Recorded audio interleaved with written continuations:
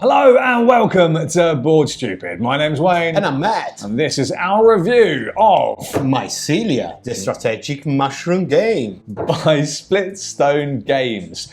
Mycelia is all about them mushrooms. It is mushroom magic. Yeah, and it's the perfect game if you're a fungi.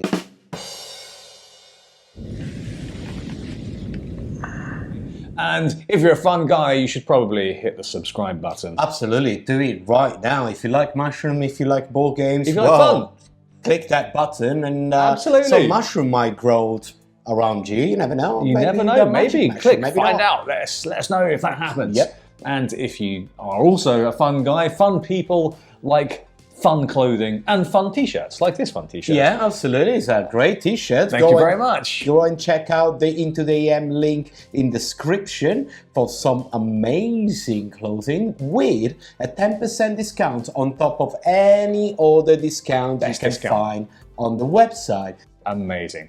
Matt, let's figure out how Mycelia plays. Yes, let's start this episode.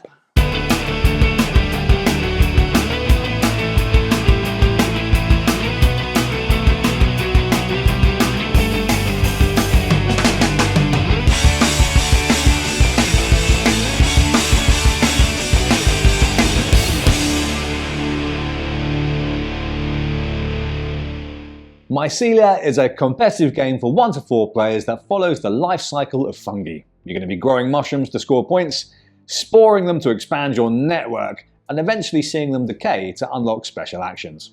Mycelia plays in up to 90 minutes, designed by J.J. Neville and published by Split Stone Games. The board is made up of lots of triangle tiles, you can see, that represent different environments and nutrients that the mushrooms need to grow. On a turn, you're going to perform 2 actions from 6 options. You can move your mother mushroom up to 2 spaces on the board. You can send spores out from one of your mushrooms into the different terrain, expanding your network. To do so, you'll roll your wind dice, and that will tell you which direction the spores go. In this case, this direction. You can fruit, which is to play a mushroom card from your hand by spending spores in your network that match the requirements on the card. For example, this one needs green and 2 red, so I take green and 2 red from the network to fruit this mushroom. It will go onto my player mat, and the mushroom will go onto one of the areas of the board where I took one of my spores from. You can discover. Discovering is getting a new card from the open market, adding to your hand. The mushrooms all have different requirements, abilities, and point values. You can explore. Exploring is to adding a new tile to the map. This will give you more places to go and send your spores. And finally, you can decay. Once you've spored twice with one of your mushrooms on the board, you must decay that mushroom. That will go underneath your player mat, unlocking a new ability for you to use, potentially for the rest of the game. The game ends when a player has decayed mushrooms in each of their 4 slots, and the person with the most points is the winner. So Matt, let's dig into the mechanics of this game. But before we do, I just want to say that it's a bit of an unknown hit for me. This was a big Kickstarter hit. It right? was. It came out on Kickstarter around a year ago, so let's say autumn 2023, and it broke the internet. It literally broke It the did internet. very well, and is being delivered to backers basically now. By the time you see this review, it's probably there or very soon I to be. started seeing on Instagram like a few copies already arriving to the packers. So Yeah. and Stone Split Games, Split Stone Game. Again, this is a one-man band publishing company. So he basically started his own publishing company. He designed the game. If I remember right, his brother did all the artwork for the mushrooms. But it's basically been a one-man band that he went, and I suppose he was like, I never did a game before, but here's my Kickstarter, and people really liked it. And there is a reason why. And there is absolutely. very much a reason why. He did a fantastic job explaining what the game is, explaining what the rules are, and just like showing it to the people, receiving feedback, changing the games depending on the feedback. Some of the the production So choices, some of I the guess, production choices have been moved by the people back in the game, and that is fantastic. And it's just like big round of applause to the guys. Absolutely, bringing this to the market. So let's dig in, as we said, to the mechanisms of the game. We only really briefly mentioned it, but something I really do want to talk about is this sort of not really area control, or kind of area control, piece control, I guess. Yeah. And how it sort of links with this weird triangular map setup. I find it really fascinating, Matt, because you don't really see much in the way of sort of triangle tiles in board you games. don't. No, you don't. It's quite a unique, quirky, modular map. Yes. It makes a lot of sense once you start playing, because you will have your wind dice that will just go one of the three directions. So and your spores and how they're shaped, that they go out and all of that. And on top of that, it creates like a very unique map every time. And and the fact that you're drafting, so when you're taking your explore action, you're gonna get one card from the one tile from the top, and having a look at what the color is and decide where that one goes. That is basically adding a lot of replayability, because every time the board is going to be very different. Absolutely, yeah. And that's something that's very special. And then the next things that we need to talk about it is, on top of the map, of course, you're going to put the resources there. Normally resources are in your bank. Normally you take them from the board and put them here. But in this game, resources are on the map. They stay on the map. You can spend them from the map. However, they might have your colors, but they're not all yours. Absolutely. I think that's really important to dig into in this game. You've got this lovely little tile here with lots of red pieces. But my mother mushroom, if it sort of wanders along here, those are now my pieces to spend as I wish. If I've got a tile with lots of different colours, like this one, for example, it's got blue, it's got yellow, it's got red, it's got green. I can move my mother mushroom there, and I now control these pieces. And it doesn't really matter about the colour of the pieces. What matters is the colour of the terrain that they're on. Yes. So these, for the purposes of making new mushrooms, are all green. They're all green. Yes. And I can choose to spend other people's, because my piece is now controlling this. In general, bigger pieces control smaller pieces. Yeah, and it's a very simple, but at the same time with a lot of depth, area control mechanisms. It's great. It's very unique. You will need a few minutes at the start to kind of like get into the rhythm of what piece does what, especially when you start talking about the networking of spores. But once you get that probably we should talk about it quickly. We will. Is just a pure joy. Yeah, it really does start to make a lot of sense once you've played a couple of rounds. So the network is important, your mycelial network, and that is a link of all of your different coloured pieces, an unbroken link. If I want to build a mushroom, or say grow a mushroom, with sort of green and brown requirements, or green and red requirements, I need to have an unbroken link of green and red, or green and brown. In this example, blue player has access to green, but doesn't have access to red here because this mushroom is controlling it. The bigger piece controls the smaller pieces. If these were over here instead, then you've got this unbroken link of these resources that I could spend to grow mushrooms that have these requirements. It's really fascinating because you can just be a right git and move your mother mushroom in the way to sort of then break that chain of resources, so then that player doesn't have access to them anymore. That's why it can be really, really cutthroat. It can be cutthroat. It can be very dynamic as well. It is. It is. It adds a lot of interaction within on the table, like within the player on any count. Yeah. You play with 2, 3, 4. The higher you go, the more cutthroat it becomes, because the starting map is always the same. So you need to explore, so to get more tiles around, to get a little bit of my movement space. But you can be as cutthroat as you want, even with the 2 players. You can deliberately just like trying to stop what the other player is doing. And if the other players leave you to be, well, that's good because you're gonna do whatever you want. And you're gonna just grow your mushroom kingdom. Yeah, absolutely. So moving is incredibly important. Let's talk about the spores a little bit. We talked about how the network roughly works. You need an unbroken chain of your pieces that you control, and then you can use all of those spores. Your mushrooms will have different numbers of spores that they'll spit out. Different mushrooms will have different numbers. They can spore a maximum of 2 times before they then have to decay eventually. And when they spore, you're going to be rolling this wind dice. And that's the sort of little bit of randomization in this game, which will tell you which of the 3 sort of borders the spores will blow over. Yeah, of the triangle. That's why this mechanism really works with the triangle map, with the spores going out in one of the wind carries them onto different terrain. And it's very thematic. It adds that randomization. Yeah, it's a little bit of randomization. Yeah. That I like. Because this game is not random. No. This game is not random. This game you can plan what you're doing.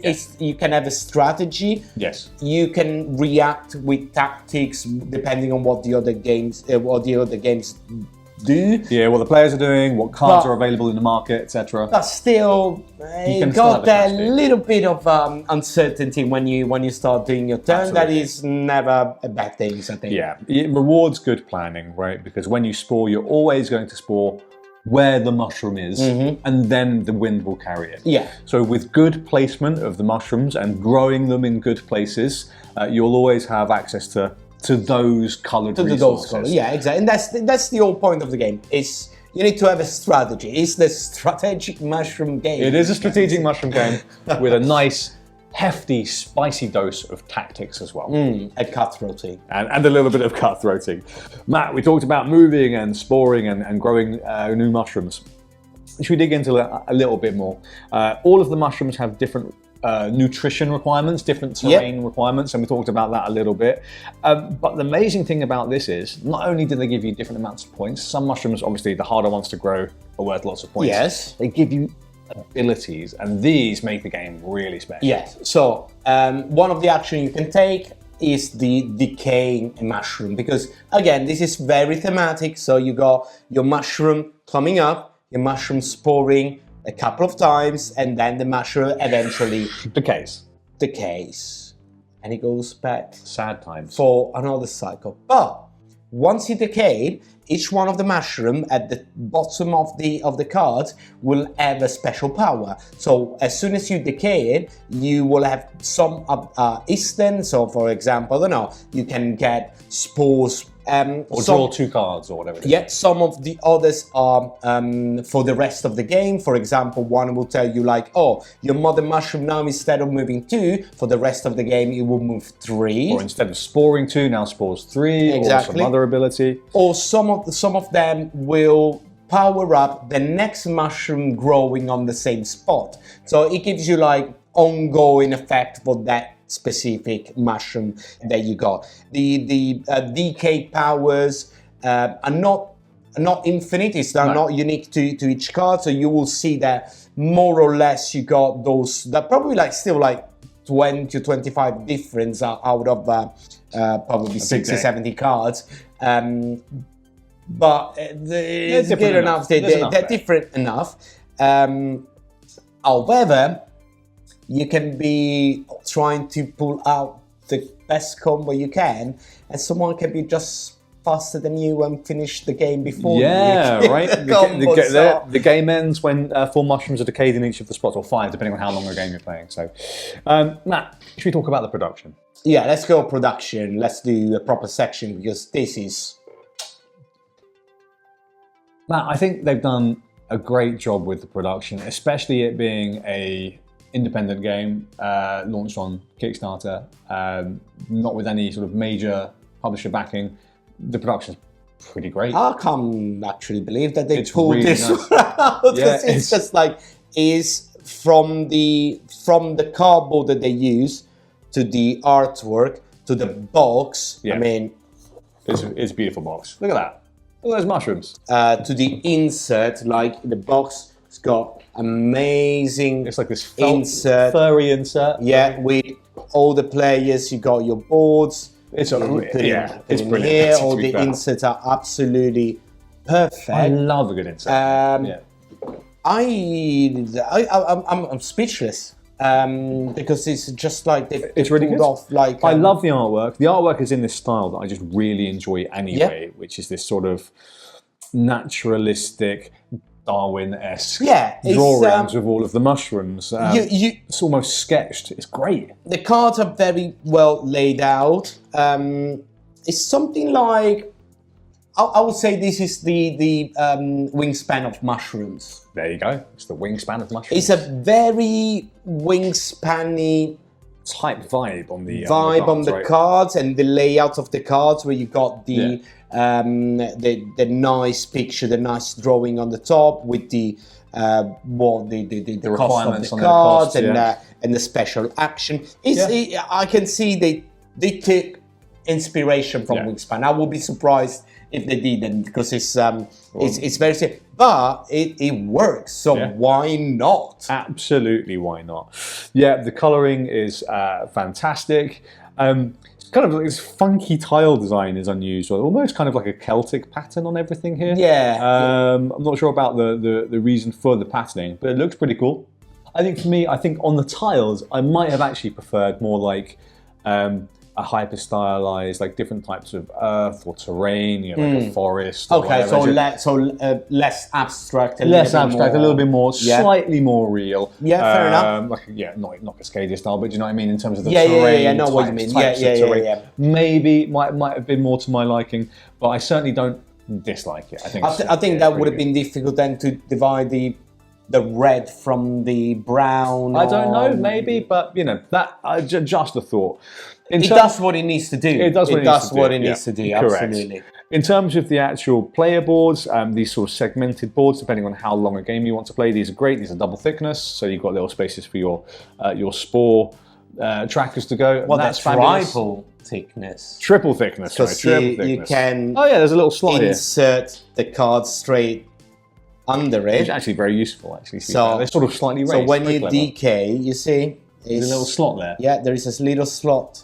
Yeah, sort of cut at the bottom, so you basically just insert the card at the bottom, and it stays there, and you just see what decay power you got on that. That's actually very clever.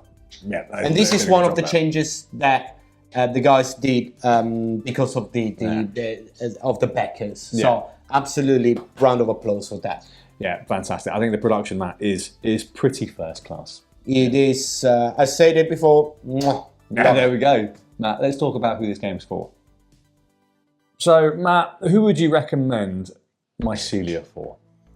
To all the people that loves mushrooms. Full stop? Simple as that. No. That's first. Secondly, even if you don't like mushroom, I know that the theme could be a bit quirky. Yeah. Because it's not every day. It's like, oh, I want to play a game about mushroom. Even if there are very, very nice games about mushrooms. Morels, or what's the other card game you have? Fungi.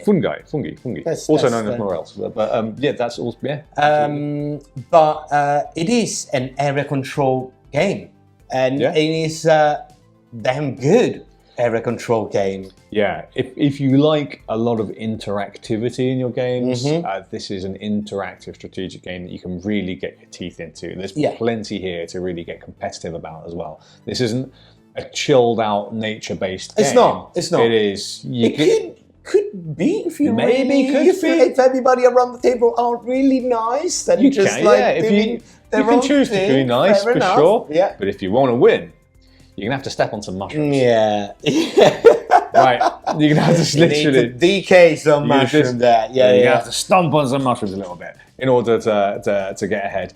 And if you like a lot of that interactivity in your sort of strategy Euro-inspired games, this is definitely for you.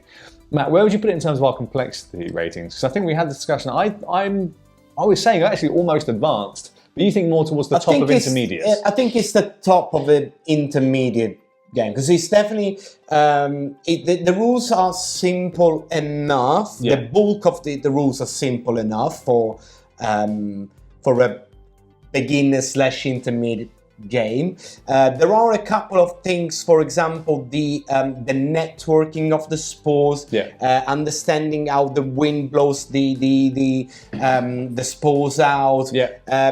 It can take the control, etc. It can take slightly more than a beginner game or a basic intermediate. So I think it's that just a step below the advanced. Okay. I think that's entirely fair. Yeah, sort of top of intermediate, step below advanced. Yeah, interesting. But if you like stuff like nature themed games, absolutely have a go. Yeah. Because it's very nature based. It's very fun to just have a look at the cards, getting the name of the the names of all the mushrooms are amazing. And having the Latin names as well. They're a good laugh. They're a good laugh. Cool. You should see some of the cards. You all have a good laugh about it. So even something like, are you a fan of Wingspan? Yes, give it a go. Yeah, this is actually, if you're a fan of Wingspan, this will be, I think, for you. Yeah, it will definitely be with you. Yeah, I think if you're someone that likes to and are about decisions, and I've had this conversation with you, Matt, I think this might slow down a little bit because you have 6 options and you take 2 of them and they must be different. Yeah. And so the order of which you choose them and which ones that you choose to make the best of your turn, and then all of the different cards that you've got, and sometimes combined with all of the powers that you have, might slow you down a bit. So if you're prone to that, this might do that to you. The AP is always around the corner. The analysis paralysis is a thing. I don't think that this is bad as other games, but I see why you say. I don't 100% agree, because at least one of the action you do is always gonna matter. But I can see it happening. I see people with a lot of AP trying to we should make the most efficiency out of the turn. I think it could be a bit of a challenge, but other than that, I think this game flows pretty well. Absolutely. Let's do the rating then. Final thoughts? Let's do it. Okay, before we do our final rating, let's throw up a couple of recommendations. So if you liked this game, or if you like the games we're gonna tell you about, you might like one of the other. There's some alternatives to Mycelia. One of the main alternatives to Mycelia, we've talked about both of these actually. Wingspan, of course, is inspired by, you can tell by the way that the cards are laid out, by a little bit of the engine that you can build around, once you decay your mushrooms. It'd be similar in Wingspan, you build a little engine, you can go from there, and I think there is definitely an analogy to be made there. Wingspan is significantly less interactive. Yes, this is way more interactive. That's why I prefer this to Wingspan. Me too, actually. And then the other one, they come out like mushrooms. Like mushroom fungi. This is completely different game. It's a card game. It's a 2-player game, but it's about mushroom, and it's a really good set collection 2-player game. So absolutely. Yes. Have another one to think about. So Matt, I'm going to go to you first. Do you want to give us your final thoughts and how you feel about Mycelia? I think this is definitely a recommendation for me. And I will say, for me, it's more than a recommendation, if you know what I mean. Okay, well, we'll see. What about you? I think it's great. I was really surprised when we played it. And what I love about this game, as well as the sort of the interesting way that you build a network of pieces and the sort of area control type thing, which I think is fantastic. I think the rules are really clear and straightforward. This game feels different. It feels like it's doing something interesting. You say something really right earlier. What we were playing, and you were like, this scratches a different itch. It does. It does something unusual, and it does it really well. There's elements that I recognise from other games, but how it's expressed here and all tied together is quite unique, and it has its own mushroomy flavour. Yes. A interesting mushroom broth. It is. And I think it's absolutely fantastic, Matt. So do we think this gets the Board Stupid Seal of Excellence? Let's do it together. Let's do the thumbs up, thumbs down. So 3, 2, 1, go. Oh, Ta-da! It does get the more stupid silly. He wasn't sure until I did that, to be fair. But yeah, I think it absolutely does. For all of those reasons, it has a wonderful production. It does something in a unique and interesting way. It is highly interactive. Yes. Which we both really enjoy. Absolutely. It is strategic with a heavy dose of tactics in there as well. It's a wonderful product. Yeah, we haven't said earlier, but setup of the game and pack it down is super quick. That's always going to get you bonus points from me. Yeah, absolutely. And it's just like it's in this category, in this like high intermediate game is absolutely fantastic. And yeah, again, I can't stop like praising about this game. He wants to play it straight away. So after this review. So Matt, let's take it to the end. I won a lot. He keeps winning. Stop him winning. So what did you think? Have you backed Mycelia? Have you received your copy? Are you still waiting for it? Has this game excited you? Has our review And by the way, this is coming out retail September, October 2024, so like straight away. And, grab a copy, maybe at Essen? All around the world. Jack, if you are watching this, let us know. Is this coming to Essen? Yeah. Are you going to sell copies at Essen? And if you are, then that might be a chance to pick one up. And we highly recommend that you do. Absolutely, 100%. So, let us know in the comments below what you think of Mycelia and if you are excited about this game. Also, things that you should do, Matt, are like the game, leave the comment, and most of all, if you're a fun guy, like hit the subscribe button. Be a fun guy, hit the subscribe button. Absolutely, make sure you do that. Also, make sure you check out the rest of our content as we release new videos twice a week, every single week for you. And we will catch you again real soon. Ciao.